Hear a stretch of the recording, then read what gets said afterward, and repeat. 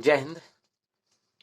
जैसा कि हमने आपको पिछले वीडियो में बताया था, नाभिकीय संलयन और नाभिकीय विखंडन और इसके अलावा एक्सरे के बारे में बता रहे थे। चलिए हम आगे देखते हैं। तो शुरुआत करते हैं। नाभिकीय संलयन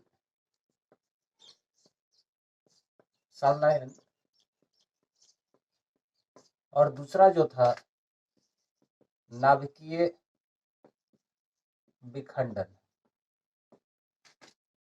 नाभिकीय संलयन में हम लोग हाइड्रोजन बम देखेंगे।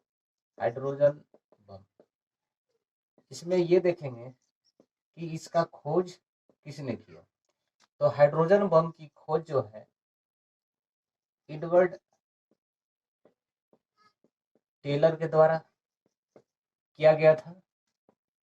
और दूसरा इसका खासियत हम लोग देखेंगे कि कहाँ के रहने वाले थे, तो अमेरिका के, और ये फिजिक्स के साइंटिस्ट थे, फिजिसिस्ट थे। और यहाँ पर देखेंगे दूसरा जो है नाभिकीय विखंडन, और इसमें हम लोग देखेंगे परमाणु बम। परमाणु बम हो गया। यहाँ पर देखेंगे पहला जो है इसका खोज की बात करते हैं तो जूलियस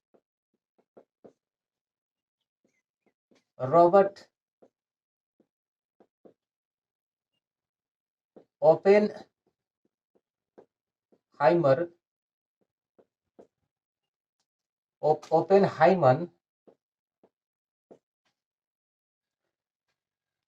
के द्वारा किया गया था। ये भी जो है यूएसए के फिजिक्स के साइंटिस्ट थे। तो नाभिकीय संलयन और नाभिकीय विखंडन, इसमें हम लोग देखेंगे कि संलयन जो है हाइड्रोजन बम संलयन है। इसका जो खोज करने का काम एडवर्ड टेलर के द्वारा किया गया था, और ये यूएसए के फिजिक्स के साइंटिस्ट थे। और दूसरा जो थे विखंडन में परमाणु बम जो है इसका खोज जूलियस रॉबर्ट ओपेनहाइमर के द्वारा किया गया था। ये भी यूएसए के फिजिक्स के साइंटिस्ट थे।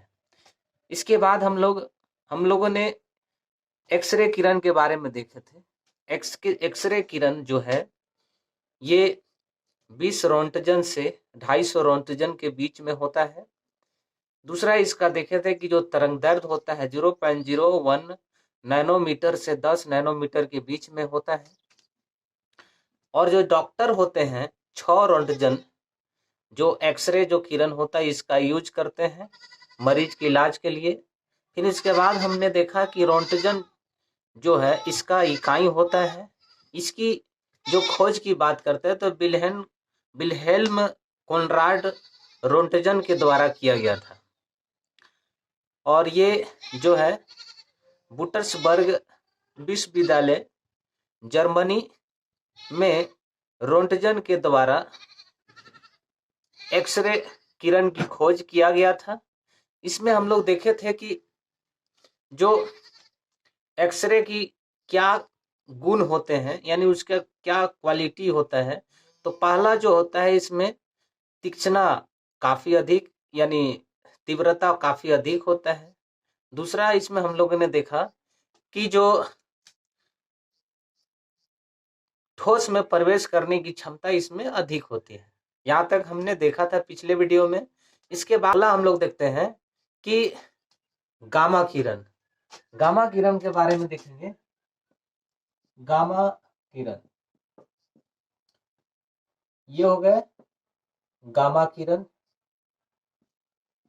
इसमें देखेंगे हम कि गामा किरण, तो पहला इसका विशेषता देखते हैं तो ये प्रकाश की चाल जो होता है 3 गुने 10 के पावर 8 मीटर प्रति सेकंड के बराबर इसका चाल होता है। दूसरा हम लोग इसमें देखेंगे गामा किरण के बारे में, तो यहाँ पर देखेंगे तो इसमें विद्युत जो हो गया और चुंबकीय क्षेत्र इसमें हम लोग देखेंगे कि इसमें विक्षेपण नहीं होता है, विक्षेपण यानी डिस्प्लेसमेंट नहीं होता है, ये हो गया। फिर यहाँ पर ये देखेंगे, अगला हम लोग देखेंगे कि जो गामा किरण है, ये जो आयनीकरण, आयनीकरण जो है इसमें हम लोग देखेंगे तो ये कम होता है।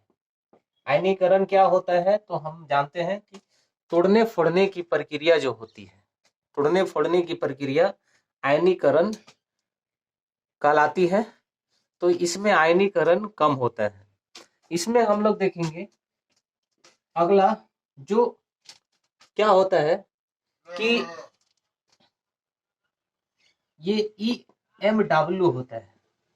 क्या होता है EMW? तो इलेक्ट्रो मैग्नेटिक वेव होता है।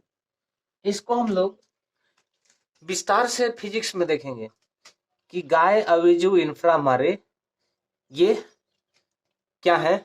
EMW है। उसके बारे में हम लोग फिजिक्स में इसको विस्तार से देखेंगे। तो एक तरह से यहाँ पर EMW मैग्नेटिक जो है इलेक्ट्रोमैग्नेटिक वेव है। अब यहाँ पर देखते हैं पांचवा जो है, इसका भेदन क्षमता जो होता है काफी अधिक होता है। यह हमारे शरीर को भी भेद सकता है। छठा हम लोग यहाँ पर देखेंगे कि मान लीजिए कोई धातु है और धातु की जो ऊपरी वाला सतह है, यहाँ पर जो है बाहर से गामा किरण जो है, गामा किरण स्ट्राइक करता है। तो यहाँ गामा किरण जब इस धातु से टकराता है तो यहाँ से इलेक्ट्रॉन बाहर निकलते हैं और इलेक्ट्रॉन के बाहर निकलने की वजह से ये उद्दीप्त हो जाता है, उद्दीप्त हो जाते हैं। तो ये इसकी खासियत हो गए। फिर इसके बाद हम यहाँ पर देखेंगे कि ये 6 पॉइंट हो गए। पहला जो है यहाँ पर प्रकाश की चाल बराबर 3 गुने 10 के पावर 8 मीटर प्रति सेकेंड।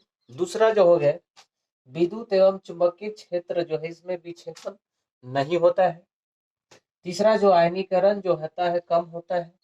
चौथा जो है EMW इलेक्ट्रोमैग्नेटिक वेव जो होता है गाय अविजु इंफ्रामेरे, ये जो क्या होता है तरंग होता है।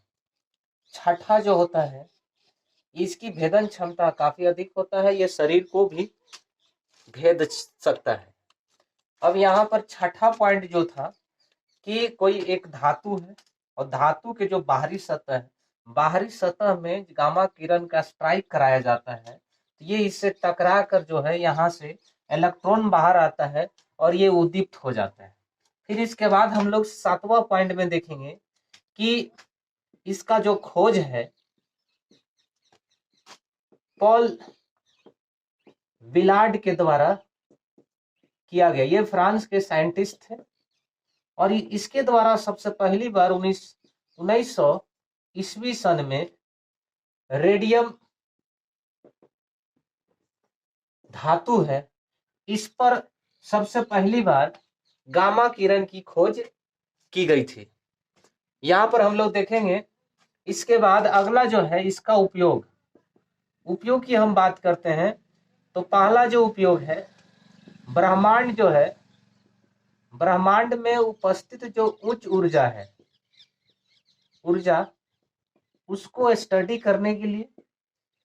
फिर इसके बाद हम लोग देखते हैं कि जो आणविक परिवर्तन होता है, एटॉमिक जो चेंज होता है परिवर्तन, तो इसमें यहाँ पर हम लोग देखेंगे कि अर्धरत्न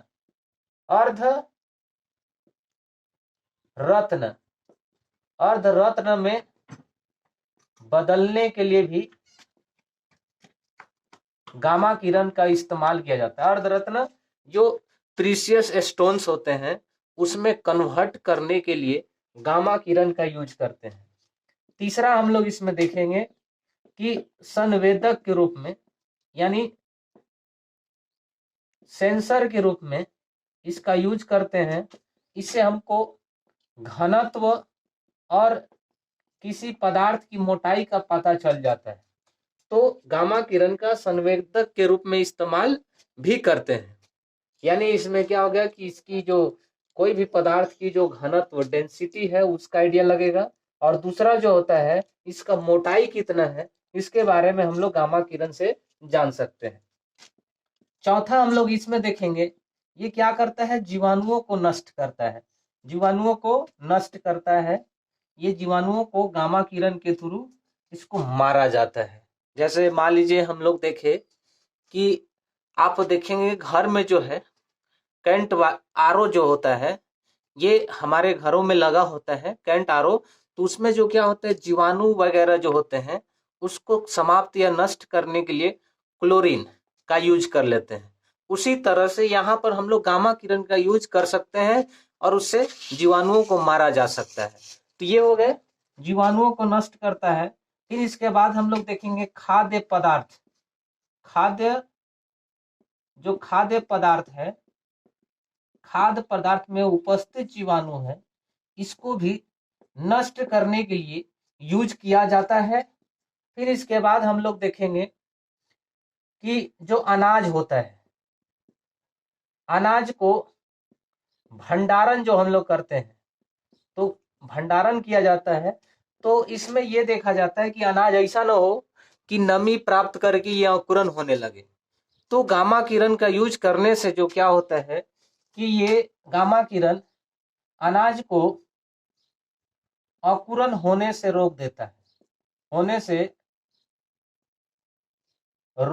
है, फिर इसमें हम लोग देखेंगे कि कैंसर के इलाज में भी गामा किरण का इस्तेमाल किया जाता है। यहाँ पर हम लोग देखेंगे कैंसर का इलाज में, तो गामा किरण जो है, जैसे नॉर्मली जो है कोबाल्ट जो होता है 60, और कोबाल्ट 60 के माध्यम से इसमें से क्या होता है गामा किरण को निकाला जाता है, और गामा किरण निकाल के हमारे जो शरीर है, हमारे शरीर के जो स्टीम सेल होता है, स्टीम सेल, इस स्टीम सेल को नष्ट कर देता है। ये गामा किरण जो है स्टीम सेल को नष्ट कर देता है। तो कैंसर के इलाज में भी इसका यूज होता है। यहाँ पर देखिए कैंसर क्या है, बेसिकली जो कैंसर है अनियंत्रित कोशिकाओं का विभाजन जो है कैंसर कहलाता है। और कैंसर के इलाज में कोबाल्ट 60 या हम लोग कहे कि गामा किरण का इस्तेमाल किया जाता है। और ये जो कैंसर के इलाज के लिए कोबाल्ट 60 से निकलने वाला जो गामा किरण है, ये स्टीम सेल को मार देता है हमारे शरीर से। तो इस विधि को क्या कहा जाता है, कीमियोथेरेपी कहते हैं। कीमियोथेरेपी के माध्यम से हमारे शरीर के अंदर में जो क्या होता है अतिरिक्त जो कोशिका का विभाजन होता है उसको समाप्त करने के लिए किया जाता है। तो हम लोग ये देखें, तो गामा किरण के बारे में देखें, इसका उपयोग के बारे में हम बात करें तो इसका जो उपयोग है कि पहला जो है ब्रह्मांड में उपस्थित उच्च ऊर्जा के स्टडी करने में गामा किरण का इस्तेमाल किया जाता है।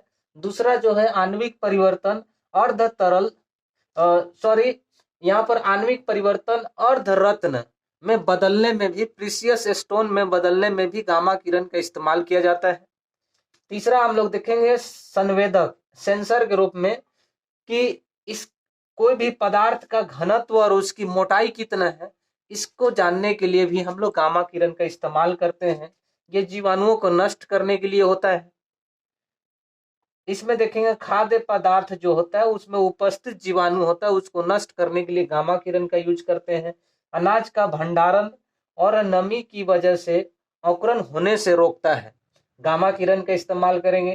कैंसर के इलाज में कोबाल्ट 60 से गामा किरण निकाला जाता है और हमारे शरीर के स्टेम सेल को नष्ट करता है, और इस तकनीक को हम लोग कीमियोथेरेपी कहते हैं।